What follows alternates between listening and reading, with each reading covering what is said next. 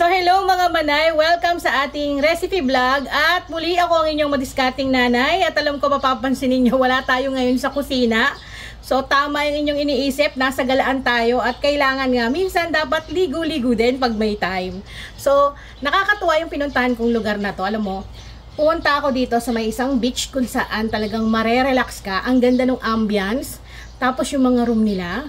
Then, ang babait din po ng mga staff at yung mismong may-ari dito. So, dito nga yan sa may Botolan Point Beach sa may Zambales. Kaya naman sa mga hindi nakakapunta at hindi pa nakakarating dito, dayuhin nyo na kasi grabe, alam ko babalik-balikan nyo pa. So, ayun na nga, hanggang dito magluluto pa rin tayo. At ayun yung naisip ko na lutuin is Bicol Express. O, diba? Alam mo yung sobrang init na tapos pagpapawisan ka pa sa anghang na luto, 'di ba? Luto sa gata. So, nandito na 'yung mga kailangan kong sangkap.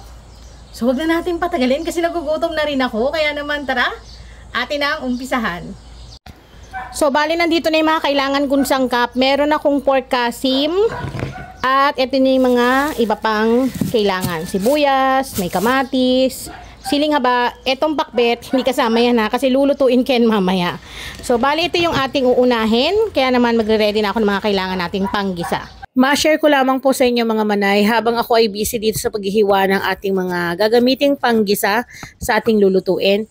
Isa sa gusto ko talagang gawin is yung mag-travel ng iba't ibang probinsya at matry yung mga pagkaing pinagmamalaki ng bawat probinsya at lutuin doon.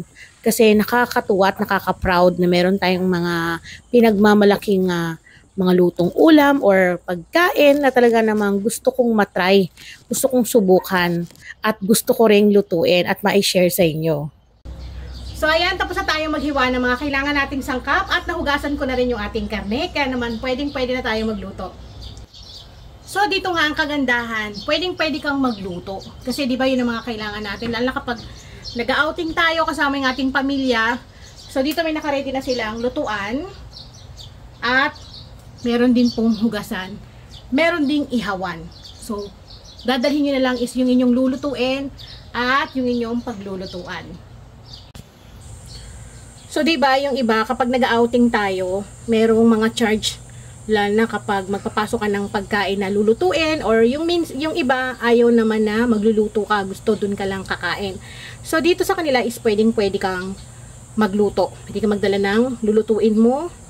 So may lutuan sila, yun ang kagandang, tas yung hugasan, ihawan, yun yung importante kasi minsan lalo kapag maraming pamilya, di ba?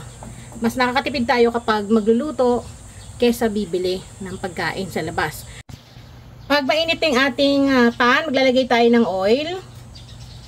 Konti lang kasi magmamantika rin kusa yung ating karning baboy.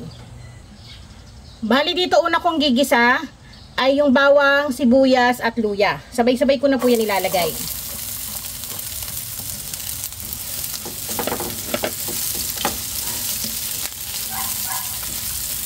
Then kapag naamoy nyo na yung aroma ng sibuyas, bawang at luya, maglalagay na tayo ng isang piraso ng kamatis. Igisa lamang po ng maigi hanggang sa lumabas ang katas. Dito kapag okay na, pwede na natin ilagay yung baboy. Pwede kayong gumamit ng kasim, pwede rin ang yempo. Maganda po kasi yung may part ng taba. Kasi kapag puro laman, hindi siya maganda para sa Bicol Express mga manay.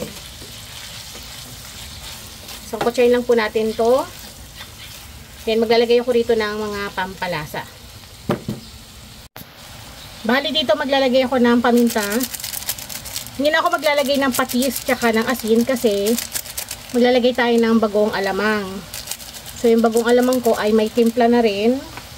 Ito, yung aking homemade na bagong alamang. So may alat na rin to kaya hindi na ako maglalagay ng alat pa dito sa ating karne. Baka sumobra naman sa alat.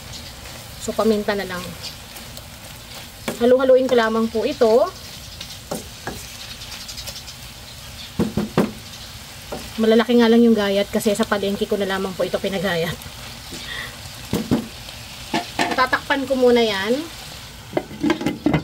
Then mamaya ko yan babalikan. Then dito makalipas po ang ilang minuto, i-check ko na po. So nag-mic na ako dito mga manay kasi may ginagawa sila. Maingay kasi. para mas marinig nyo ako ng mas maayos. Bale yan, nagmantika na siya. At dito nga maglalagay na tayo ng ating bagoong alamang. So, yun yung talagang ating gagamitin. Pero, pwede naman kayong gumamit ng sariwang bagoong, yung walang timpla. Pero dahil wala tayong nabili nun dito, eto na lang, sakto-sakto meron naman akong dalang bagoong alamang. So, ang sukat lang po nun ay nasa 3 tablespoon. Pero again, depende pa rin po sa bagoong alamang na inyong gagamitin. Hatikman nyo po kapag sobrang alat, bawasan nyo po yung sukat. Kasi mamaya sobrang alat naman ng inyong Bicol Express na maluluto. Then, sakutsahin lang po natin ng maigi para po talagang mas kumapit dun sa laman ng karne yung ating alamang na nilagay. At pagkatapos natin yan haluin, so maglalagay na tayo dito ng pangalawang piga ng niyog. Bali dito nga pala sa ilalagay ko. So, dahil wala kaming mga kumpletong gamit na nilagay dito, kaya naman yung mga pinagamitan ko na lang, ayan yung ginamit ko, mga ilang piraso. So, bali dito nga po ay naglagay ako ng 2 cups ng coconut milk o pangalawang piga ng niyog. Then, hahaluin ko lamang po ng bahagya. At ito po ay ating tatakpan para po lumambot at maluto ng maigi yung ating karne. Hayaan po natin ng mga at least 20 minutes sa katamtamang apoy para maiwasan na masunog. Then, ito na nga po, makalipas ang ilang minuto, haluin po muna natin. At eto, malambot na yung ating karne. So, pwede na natin dito ilagay yung unang piga ng niyog or kakanggata. So, ang sukat nito is 1 3/4 cup. So, yung binili ko po yung sa palengke na kasi dito pala is pinipiga na may mga nakapiga na po rito. Pwede rin naman kayong gumamit ng mga coconut cream na nakainkan. So, kasi ito po mas maganda kapag fresh. At nag-add ako ng 1 teaspoon ng sugar, pambalance. Then, papalaputin po natin yan at hanggang sa magmantika yung ating Bicol Express. At kapag okay na, eto na, ganun lang po kadali magluto nito. Basta mas mainam po talaga na wag po natin tipirin sa gata. Then, ang panglas natin ay yung siling berde. At pwede kayong maglagay dyan ng labuyo. So, minsan yung mga ganito, yung siling berde, maanghang na po talaga. Kaya, tansyahin nyo lamang din po. Pero kaya nga to tinawag na Bicol Express, talagang yung pagpapawisan ka. At ganito yung gusto kong luto, yung nagmamantika at yung naglalapot talaga sa gata. Then kapag ganito na po kalapot at nagmamantika na sa gata yung ating Bicol Express, ay pwedeng-pwede na po natin patayin yung kalan at iserve sa ating pamilya. The best po talaga to, lalo na ngayong summer. Eto na mga manay, tapos na akong magluto at excited na akong tikman dahil nagugutom na rin yung aking mga anak. Ang ating Bicol Express na solid sa gata. Kita nyo yan? Asin talagang nagmamantika sa gata. Ayan o. Kain tayo?